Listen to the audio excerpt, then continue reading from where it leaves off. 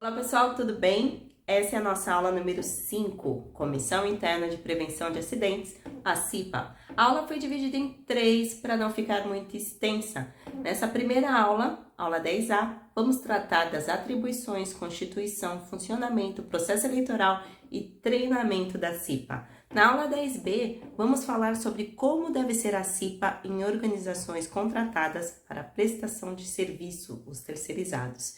E na aula 10C, vamos falar sobre a CIPA na indústria da construção. Mas antes, não se esqueça, se inscreva no canal, me siga em todas as redes sociais e curta esse vídeo para que possamos alcançar mais pessoas interessadas nesse assunto. Não deixem de visitar nossa área de membros e veja quais as vantagens que coloquei para você. Então, sem enrolação, vamos começar a nossa aula. Vamos lá então? Aula 10A, NR5 CIPA, Comissão Interna de Prevenção de Acidentes. O objetivo da CIPA, pessoal, é a prevenção de acidentes e doenças relacionadas ao trabalho, de modo a tornar compatível, permanente o trabalho com a preservação da vida e promoção da saúde do trabalhador. O que a gente vai ver nessa aula? Nós vamos ver quais empresas precisam ter a CIPA e o seu dimensionamento. Depois, nós vamos ver como que a CIPA é feita, quais são as atribuições, qual é a constituição da CIPA, quando, né? Vamos falar sobre o processo eleitoral, como que ele tem que ser feito, como que é o funcionamento da CIPA. As pessoas que participam da CIPA, elas precisam participar de um treinamento. Qual é o conteúdo desse treinamento? Quantas horas precisam ser treinadas essas pessoas? Depois, na aula 10B, eu vou falar sobre a CIPA para empresas terceirizadas e na aula 10C, vou falar da CIPA na indústria da construção. Então, nessa aula 10A, nós vamos tratar de todos esses pontos aqui. Vamos começar falando sobre aqui o grau de risco, o número de empregados no estabelecimento. O que a gente vai fazer aqui? A gente vai dimensionar a CIPA.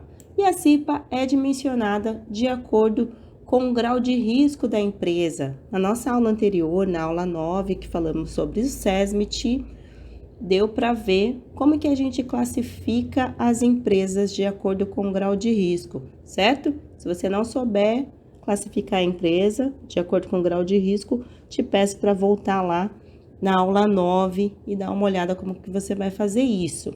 Bem, então, empresas de grau de risco 1, acima de 81 empregados, precisa constituir aqui a CIPA, certo? Grau de risco 2, acima de 51 empregados, precisa constituir aqui, ó, um membro efetivo e um membro suplente. Grau de risco 3, acima de 20 empregados, precisa ter aqui constituir a sua CIPA com 2 membros também. E o grau de risco 4, também acima de 20 empregados, também precisa ter a sua CIPA. A diferença é que aqui, ó, a partir de 30, terão 2 efetivos e um suplente no grau de risco 4, certo? Quem precisa ter a CIPA? As organizações, os órgãos públicos da administração direta e indireta, órgãos dos poderes legislativo, judiciário, Ministério Público, qualquer outro órgão ou empresa que possua empregados regidos pela CLT, deve constituir e manter a CIPA. Mas esse número aqui, eu vou me basear aonde? Você vai se basear na média do número de trabalhadores do ano anterior para poder saber quantas pessoas participarão da CIPA. O que é importante destacar aqui também, pessoal? De 5.001 a 10.000 empregados, você vai ter aqui no grau de risco 1, 8 efetivos e 6 suplentes, certo? Acima de 10.000, o que vai acontecer? Para cada grupo de 2.500 empregados, você vai acrescentar um efetivo e um suplente, tá? Então, além do que tem aqui nessa última tabela, passou de 10 mil, vai ter tudo isso aqui, mais essa quantidade que está descrita nessa coluna sobre acima de 10 mil. E o que acontece? Quando o estabelecimento não se enquadrar no disposto nesse quadro 1 aqui, e não for atendido por SESMIT, nos termos da norma regulamentadora número 4, a organização nomeará um representante da organização entre seus empregados para auxiliar na execução das ações de prevenção em segurança e saúde do trabalho, podendo ser adotados mecanismos de participação dos empregados por meio de negociação coletiva. As MEIs não precisam de CIPA, certo? E o SESMIT e empresas que não têm SESMIT e não estão aqui enquadradas no quadro 1, né? Ou seja, as empresas aqui desses graus de risco com até, no caso do grau de risco 1, até 50 funcionários, grau de risco 4 aqui até 20 funcionários, vai ter que ter uma pessoa que foi escolhida ali pela organização para fazer esse trabalho, né? Fazer esse trabalho de manter a ordem e a organização em relação à SST dos empregados, certo? Vamos falar sobre as atribuições da CIPA.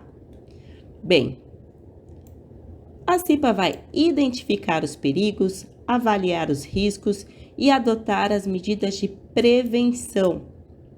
Vai elaborar, registrar um mapa de risco de acordo com a percepção dos trabalhadores. Então, vai criar ali um mapa de risco. Eu tenho, bem no começo do meu canal, deve ter já uns 2 anos, um modelo de mapa de risco, mas pode ser um outro modelo também, de acordo com a NR1, não necessariamente um mapa de risco, mas algum registro da percepção dos riscos dos trabalhadores, tá? Isso é a CIPA que vai desenvolver. A CIPA vai verificar os ambientes e as condições de trabalho, identificar os ambientes e situações que possam trazer risco ao trabalhador. A CIPA vai elaborar e acompanhar um plano de trabalho com ação preventiva em saúde e segurança do trabalho.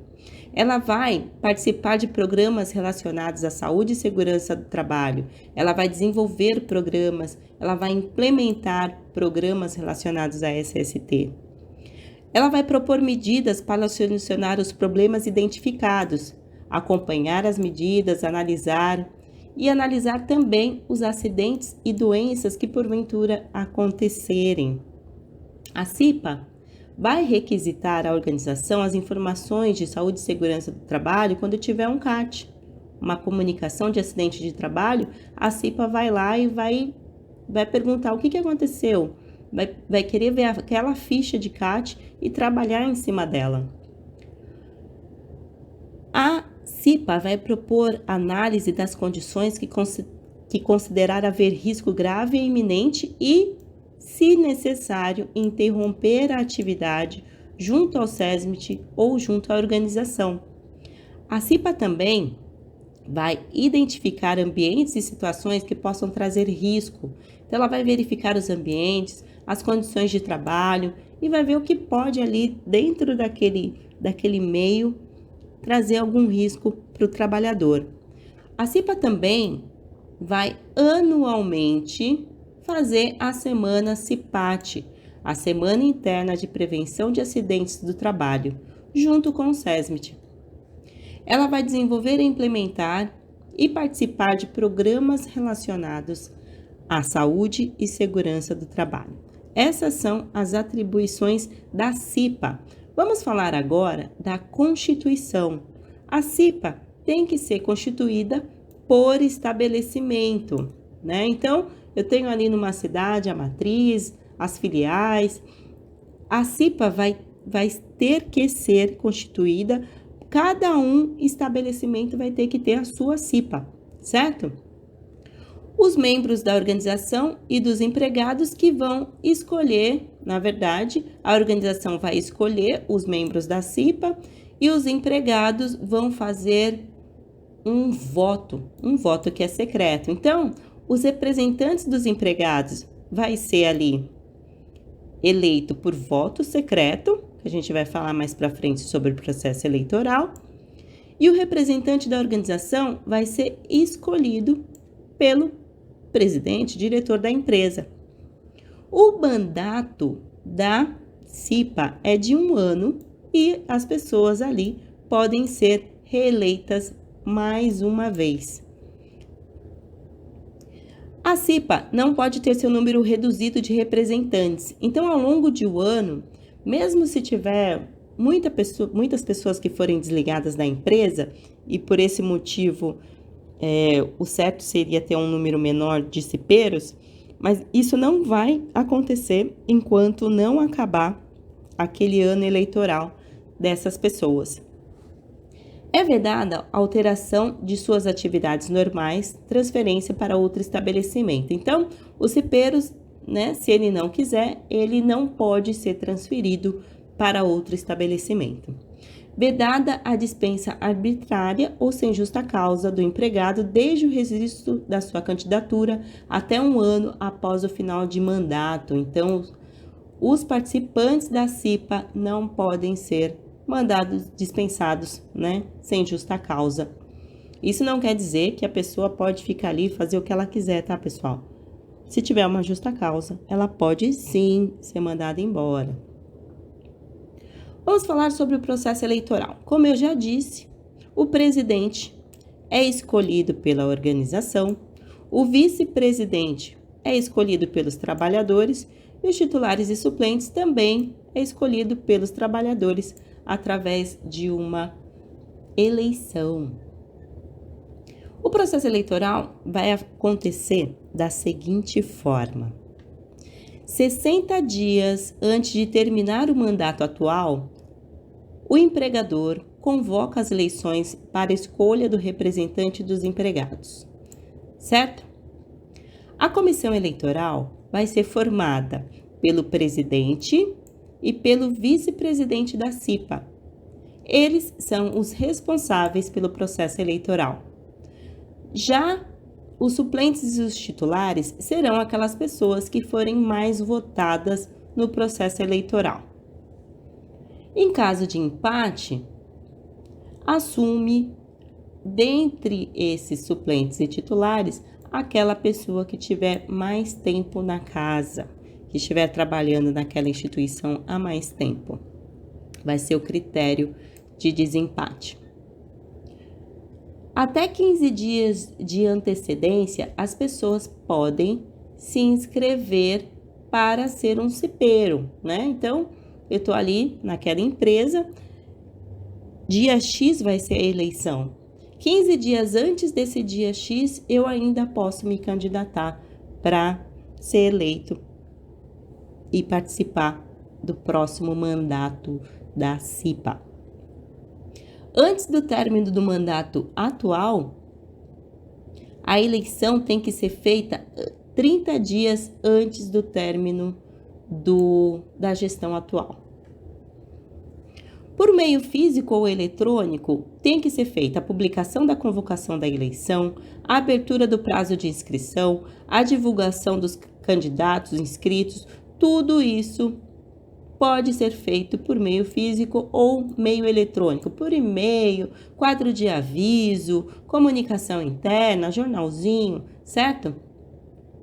E as pessoas que estão ali inscritas têm a garantia de emprego até a eleição, e essa garantia é para todos os candidatos. Todos os empregados do estabelecimento podem se inscrever para participar da CIPA. Não importa onde eles trabalham, se é na oficina, se é na limpeza, se é no escritório, qualquer pessoa tem a liberdade de se inscrever.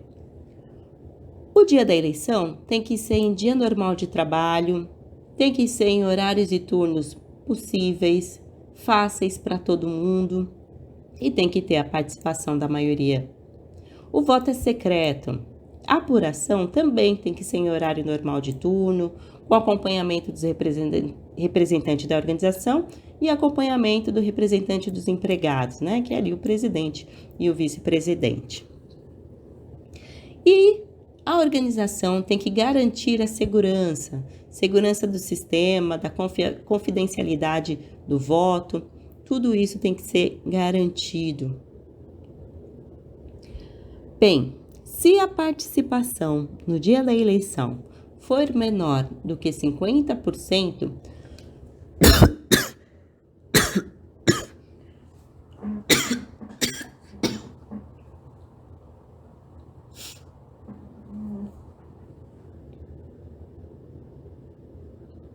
a comissão prorroga o período de votação para o outro dia.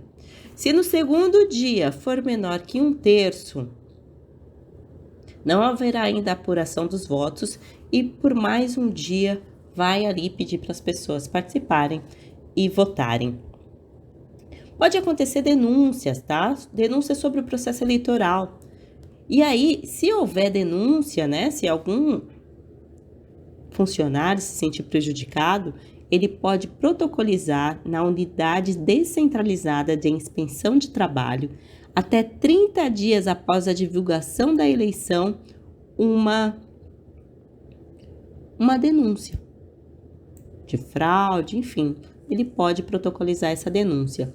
E aí, a autoridade máxima regional em matéria de inspeção de trabalho pode confirmar as irregularidades no processo eleitoral e aí ela vai determinar se vai ser feita uma correção ou anulação daquele trâmite eleitoral. Vamos falar agora sobre o funcionamento da CIPA. A CIPA funciona com reuniões mensais, né? Essas pessoas que fazem parte do grupo que está cuidando do SST da empresa, elas vão fazer reuniões mensais para cuidar de todas as atribuições. Mas, se é uma microempresa, uma empresa de pequeno porte, uma empresa de grau de risco 1 e 2, essas reuniões podem ser bimestrais.